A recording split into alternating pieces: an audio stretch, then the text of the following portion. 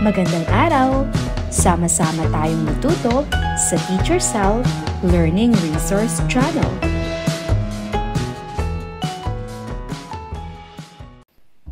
Revised K-12 Curriculum Filipino 3 Quarter 2 Week 3. Ang ating paksa ay pag-unawa at paggamit ng wastong salita sa pagbuo ng talata tungkol sa sarili at bansa. Para sa unang araw, pag-unawa at pagpapahayag sa teksto. Para sa panimulang gawain, awitin ang kantang pinamagatang Kung ang ulan ay puro tsokolate.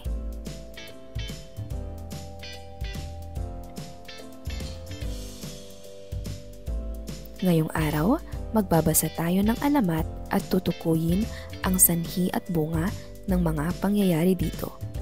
Tayo rin ay magbabasa ng may tatas at bubuo ng maikling talata tungkol sa ating binasa.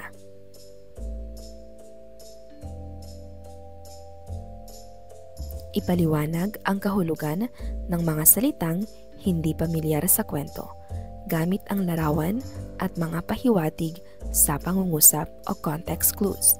Pagkatapos nito, sagutin ang motivation question at motive question.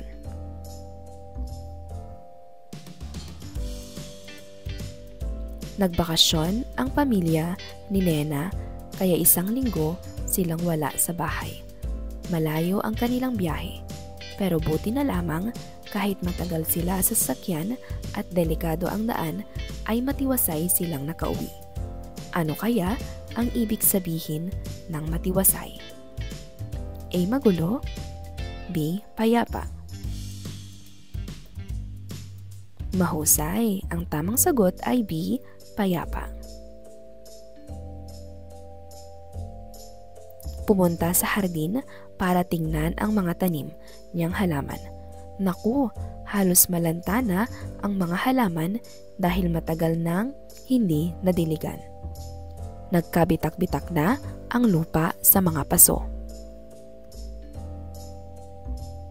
Ano kaya ang ibig sabihin ng nagkabitak-bitak? A. Nagkabuo-buo. B. Nagkabiyak-biyak. Tama, ang sagot ay B. Nagkabiyak-biyak.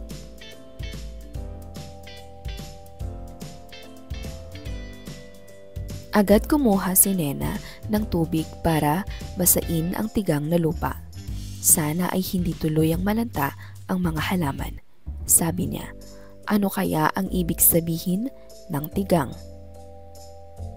A. Tuyong-tuyo. B. Basang-basa. Tama, ang sagot ay A. Tuyong-tuyo. Mahusay, ang kahulugan ng tigang ay tuyong-tuyo. Tigang ang lupa kapag hindi nadidiligan o kapag matagal nang hindi umuulan. Ano-ano ginagawa nyo kapag hindi umuulan? Sa ating kwento, ano kayang gagawin ng mga tao noong hindi umulan? Atin na itong basahin. Ang alamat ng ulan.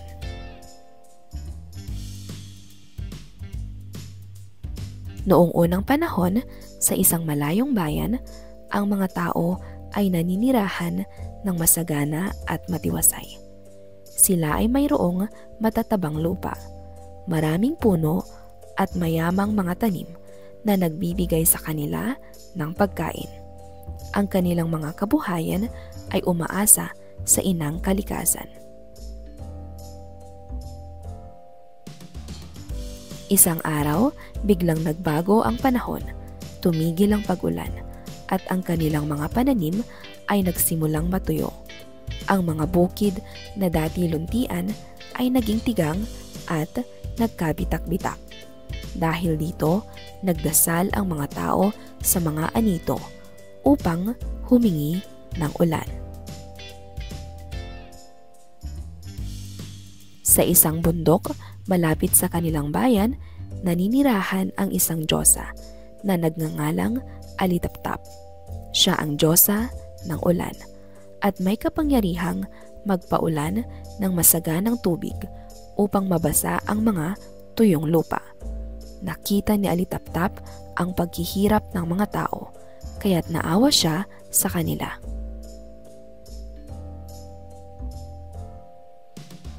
Lumapit ang Diyosa sa mga tao at sinabi, "Bibigyan ko kayo ng ulan, ngunit may kondisyon.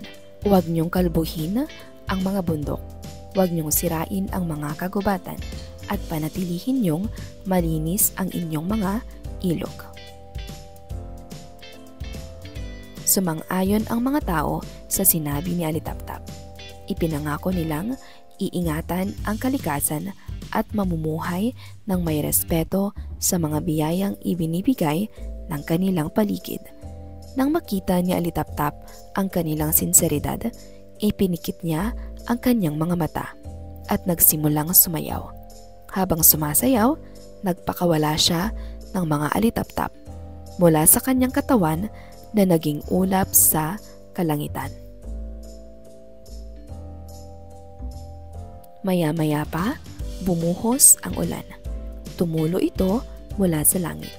Binasa ang mga tigang na lupa at muling nabuhay ang mga halaman. Nagsimula na muling sumigla ang bayan. Mula noon, tuwing kinakailangan ng mga tao ang ulan, binabalikan nila ang pangako nilang igalang at alagaan ang kalikasan. Saan ang tagpuan ng kwento? Ang tagpuan ng kwento ay sa isang malayong bayan. Paano ang pamumuhay ng mga tao sa bayan? Matiwasay ang kanilang pamumuhay. Marami silang tanim na pagkain at umaasa sila sa kalikasan.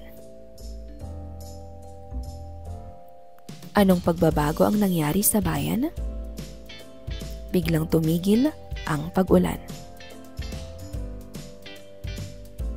Ano ang naging bunga ng hindi pag-ulan?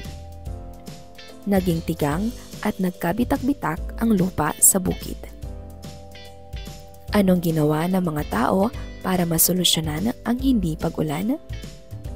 Nagdasal sila sa mga anito upang humingi ng ulan. Sino ang nakakita sa paghihirap ng mga tao? Nakita sila ng Diyosa ng ulan na si Alitaptap. Ano ang ginawa ni Alitaptap para tulungan ang mga tao? Sinabi niyang bibigyan niya sila ng ulan sa kondisyong igagalang at aalagaan nila ang kalikasan. Anong reaksyon ng mga tao sa sinabi ni Alitaptap? Nangako silang aalagaan ang kalikasan. Anong sunod na ginawa ni Alitaptap?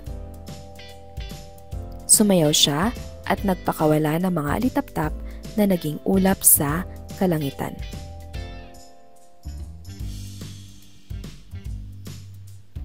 Anong naging bunga ng ginawa ni Alitaptap? Bumuhos ang ulan at muling tumubo ang mga halaman. Ano kayang naramdaman ng mga tao nang umulang muli? Masaya sila dahil magkakaroon na sila ulit ng kabuhayan at pagkain. Anong ginawa ng mga tao bilang magmula noon? Tuwing kakailanganin nila ang ulan, ay binabalikan nila ang pangakong igalang at alagaan ang kalikasan. Sa tunay na buhay, ano-ano kaya ang magiging bunga kapag hindi aalagaan at irerespeto ng mga tao ang kalikasan? Tama, mamamatay at magkakasakit ang mga hayop. Lalala ang mga kalamidad gaya ng malalakas na bagyo at tagtuyot. Mawawalan ng makakain at ikabubuhay ang mga tao. Basahin natin ang mga salitang ito. Sanhi, bunga, kalikasan, alagaan, igalang, respeto, biyaya, nagkabitak-bitak, matiwasay. Sanhi at bunga. Natutuhan natin noong quarter 1 na ang sanhi ay ang dahilan kung bakit naganap ang pangyayari. Ito ang unang nangyari. Ang bunga naman ay ang epekto o resulta ng pangyayari. Mas madaling mauunawaan ang ating binabasa kapag nakikita natin ang kaugnayan ng naging dahilan at kinalabasan ng mga pangyayari sa kwento. Tingnan ang mga pangungusap. Alin kaya ang sanhi, alin kaya ang bunga? Nangako ang mga tao na aalagaan at igagalang nila ang kalikasan. Sinabi ni Alitaptap na pauulanin niya sa bayan kung aalagaan at igagalang ng mga tao ang kalikasan.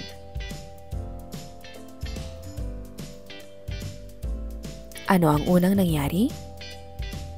Nauna ang sinabi ni Alitaptap na pauulanin niya sa bayan kung aalagaan at igagalang ng mga tao ang kalikasan. Ito ang sanhi. Ano ang resulta ng sinabi ni Alitaptap sa mga tao? Ang resulta ay nangako ang mga tao na aalagaan at igagalang nila ang kalikasan. Ito ang bunga.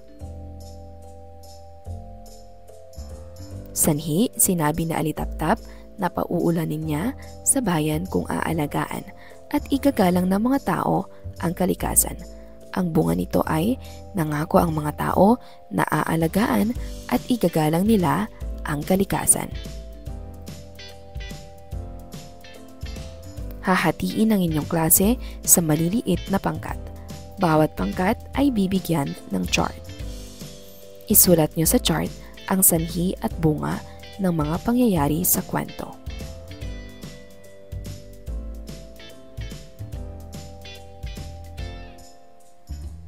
Narito ang chart na pupunan.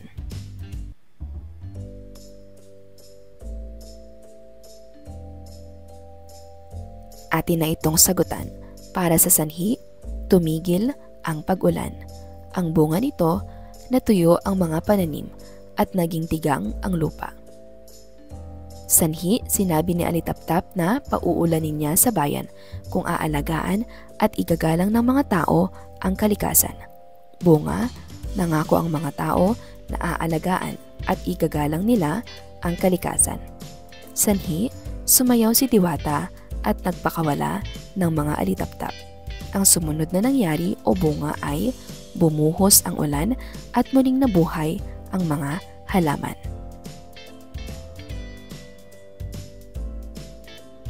Tandaan na ang kalikasan ay nagbibigay sa atin ng biyaya, kaya dapat natin itong igalang at alagaan. Para sa pagtataya, sa ating talakayan kanina, inyong ibinahagi kung ano-ano ang maaaring maging bunga kung hindi aalagaan at igagalang ng mga tao ang kalikasan. Ngayon, iguguhit nyo ang inyong sagot sa papel at sumulat ng talata na may 3 hanggang 5 pangungusap. Gamitin ang ilan sa mga salitang natutuhan ngayong araw.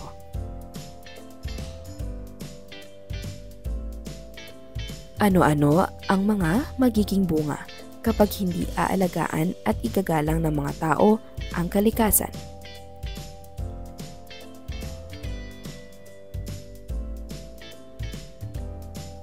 Si Malakas at si Maganda. Balikan ng kwento noong week 2 na si Malakas at si Maganda. Ilagay ang sanhi o bunga sa mga pangyayari na nakasulat sa worksheet. Para sa sanhi, tinuka ng ibon ang kawayan. Ibigay ang bunga nito. Pangalawa sa bunga, hinangad ni Malakas at ni Maganda na palayasin ang kanilang mga anak. Ibigay ang sanhi. Pangatlo, nasindak at kumaripas sa iba't ibang direksyon ang anak ni na malakas at maganda. Ibigay ang sanhi.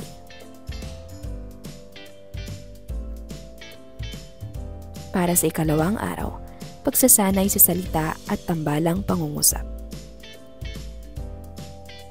Para sa layunin ng ating aralin, ngayong araw ay magbabasa tayo ng alamat, magsusulat ng maiksing talata at tutukuyin ang sugnay na nakapag-iisa sa tambalang pangungusap.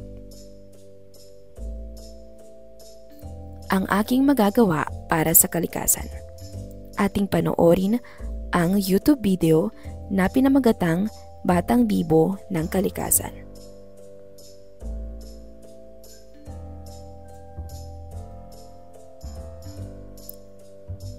Pag-usapan natin ang awiting na Batang Bibo, Kalikasan. Sabihin kung ano-ano ang mga nabanggit sa awit na pwede niyong gawin bilang mga bata para mapangalagaan ang kalikasan. Tama, huwag gumamit ng single-use plastic. Huwag magtapon ng basura sa mga estero at kanal. Magtanim ng puno at halaman. Gumamit ng baso o reusable container. Sa inumin, magdala ng eco bag kapag mamimili. Isarado ang gripo kapag hindi ginagamit ang tubig.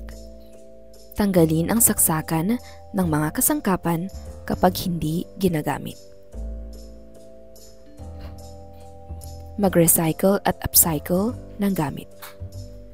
Pulutin ang makikitang kalat. Piliing kumain ng prutas at gulay. Choral reading. Basahin muli ang ilang salita mula sa kwentong Ang Alamat ng Ulan. Kung may mga salitang hindi kayo pamilyar, pag-usapan natin ang kahulugan ng mga ito. Kalikasan. Alagaan. Igalang. Respeto. Biyaya. Tigang. Nagkapitak-bitak. Patiwasay.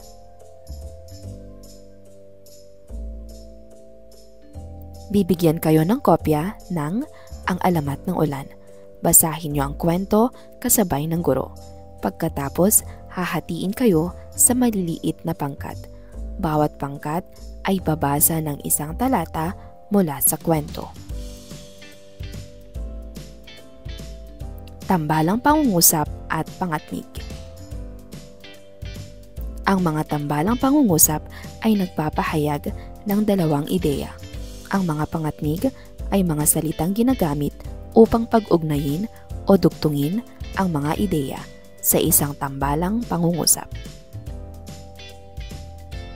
Ang halimbawa ng pangatnig na ginagamit para pagsamahin ang dalawang pangungusap ay at, o, at, ngunit. Ngayong araw, may mga bagong pangatnig tayong pag-uusapan. Basahin ang mga pangatnig sa pisara. Sapagkat, dahil, kasi.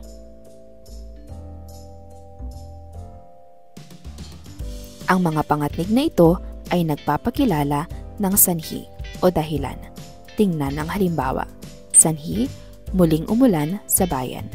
Bunga, naging ulap ang mga alitaptap mula sa diwata.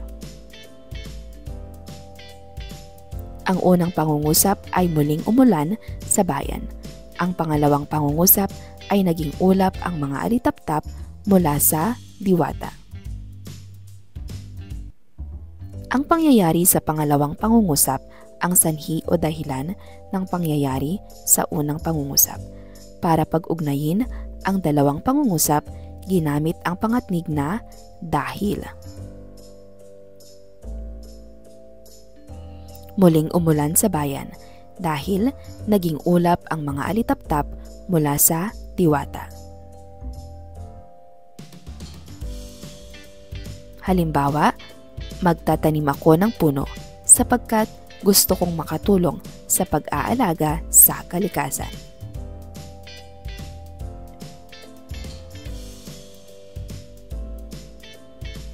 Iiwasan ko ang paggamit ng single-use plastic kasi nagdudulot ito ng polusyon sa karagatan. Gawain kasama ang kapares. Balikan nyo ang ating talakayan tungkol sa mga paraan na magagawa nyo para mapangalagaan ang kalikasan. Gumawa kayo ng tambalang pangungusap tungkol dito gamit ang mga pangatnig na sapagkat, kasi, o dahil. Makipag-usap sa inyong kapares at magtulungan upang mabuo ang inyong tambalang pangungusap.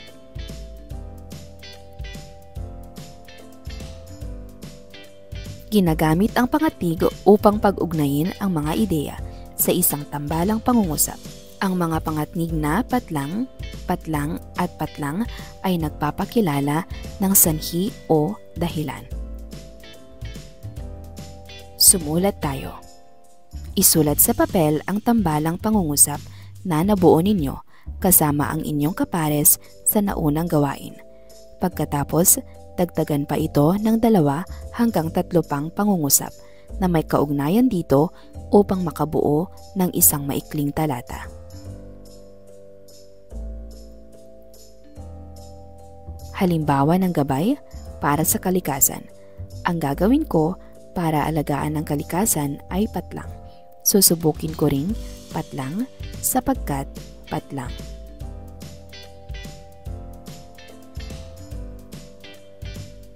Para sa inyong karagdagang gawain, mula sa ating napag-usapan na mga paraan upang pangalagaan ang kalikasan, pumili kayo ng isang gawain na kaya niyong subukan sa inyong tahanan. Kapag nagawa na ninyo ito, iguhit at isulat sa inyong las ang ginawa nyo. Kaya ko. Para sa ikatlong araw, pag-unawa at pagsusulat ng karanasan sa teksto.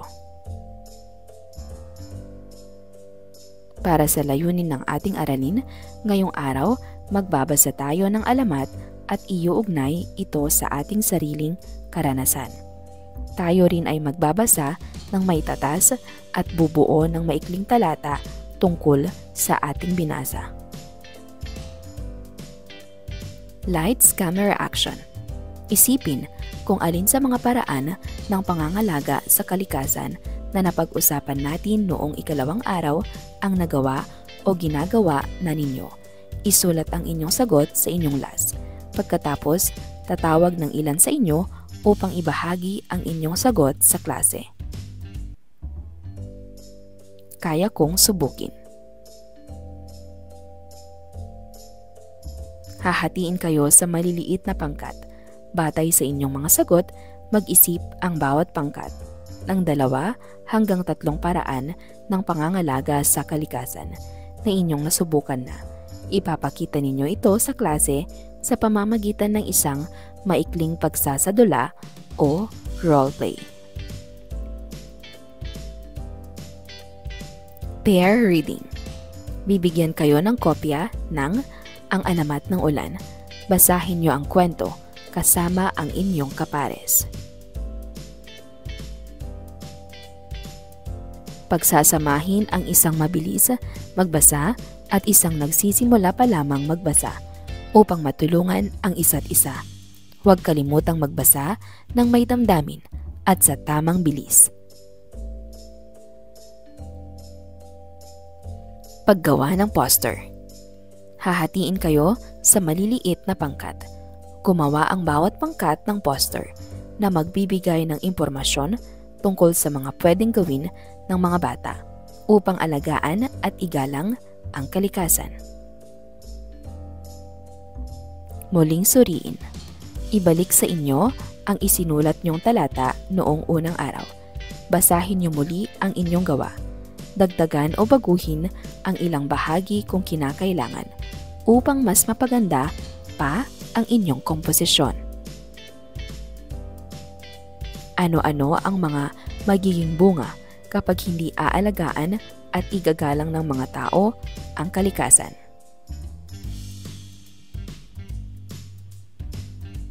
Narito ang mga gabay na tanong na makakatulong sa inyo habang nire-revisa ninyo ang inyong komposisyon. Gumamit ba ako ng 3 hanggang 5 pangungusap? Madali bang maunawaan ang talata? Tama ba ang mga salitang ginamit ko? Nagsisimula ba sa malaking titik ang bawat pangungusap? Nagtatapos ba sa wastong bantas ang bawat pangungusap? Ang mga bata ay may magagawa para maalagaan at maingatan ang kalikasan. Ang ilan sa mga halimbawa nito ay magbigay ng 3. Pagnilayan, alin sa ating mga pinag-aralan ngayong araw ang pinaka nagustuhan mo?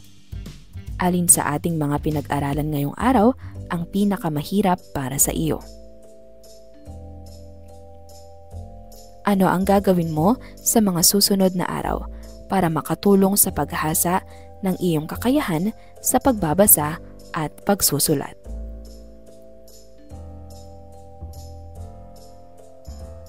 Para sa inyong takdang aralin, iuuwi ninyo ang kopya ng Ang Alamat ng Ulan. Basahin nyo ito at mag-ensayo kasama ang isang kapamilya na tutulong sa inyo. Para sa ika-4 na araw, pagkilala at paggamit ng salita tungkol sa sarili at bansa. Muling awitin ang kantang pinamagatang Kung ang Ulan ay Puro Tsokolate. Narito ang YouTube link.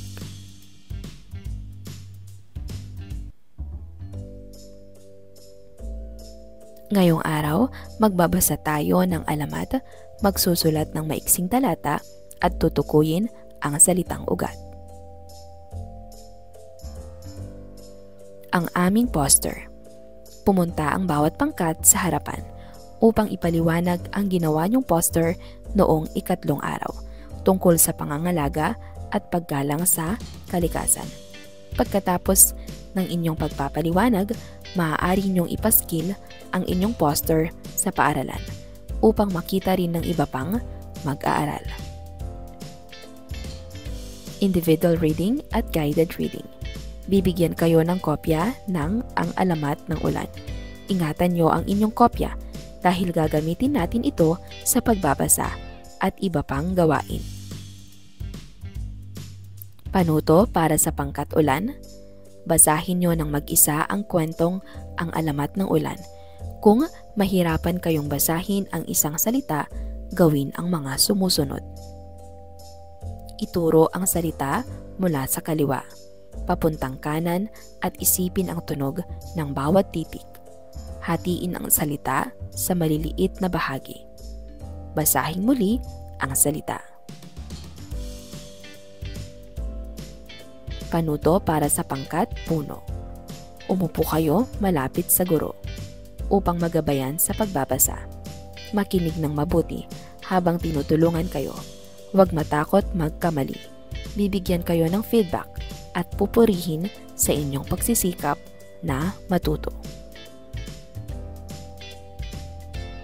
Salitang ugat. Naalala ba ninyo ang ating aralin noong quarter 1 tungkol sa salitang ugat? Ang salitang ugat ay ang pinakasimpleng anyo ng isang salita na hindi pa nababago o napapalitan ng mga panlapi. Narito ang mga halimbawa: galang, alaga, gawa, likas.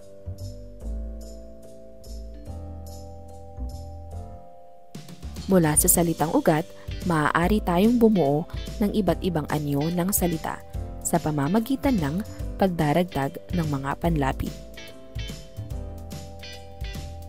Halimbawa, igalang, alagaan, ginawa, kalikasan. Isa-isahin natin ang mga salitang binasa. Ang salitang igalang ay mula sa salitang ugat na galang na nilagyan ng panlapi na i sa unahan. I plus galang, igalang. Ang salitang alagaan ay mula sa salitang ugat na alaga na nilagyan ng panlapi na an sa huli. Alaga, an.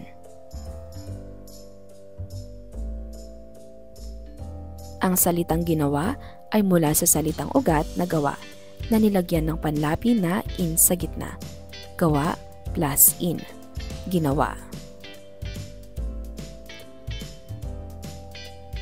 Ang salitang kalikasan ay mula sa salitang ugat na likas na nilagyan ng panlapi na ka sa unahan at an sa huli.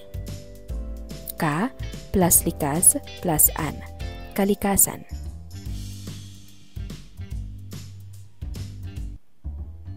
Narito muli ang isinulat ninyong talata noong ikalawang araw. Basahin nyo itong muli. Dagdagan o baguhin ang ilang bahagi kung kinakailangan upang mas mapaganda pa ang inyong komposisyon. Para sa kalikasan, ang gagawin ko para alagaan ang kalikasan ay patlang. Susubukin ko ring patlang. Sapagkat patlang.